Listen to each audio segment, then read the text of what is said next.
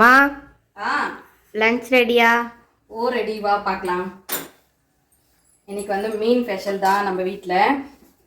இன்னைக்கு ஆறின சாப்பாடு தான், சுட சுட சோறு இல்லை, ஆறி போன சோறு தான். அதுக்கு அடுத்தது இன்னைக்கு ரொம்ப வருஷம் கழிச்சு, ஒரு 15 வருஷத்துக்கு முன்னாடி நான் கற்றுக்கிட்ட ரெசிபி இது. பாண்டிச்சேரியில் இந்த மாதிரி வந்து இது கத்திரிக்காய் போட்டு மீன் குழம்பு பண்ணுவாங்க, ரொம்ப நல்லாயிருக்கும். இன்னைக்கு வந்து சின்ன சின்ன பொடி சங்கரா கிடச்சிது, அதனால வந்து கத்திரிக்காய் போட்டு மீன் குழம்பு.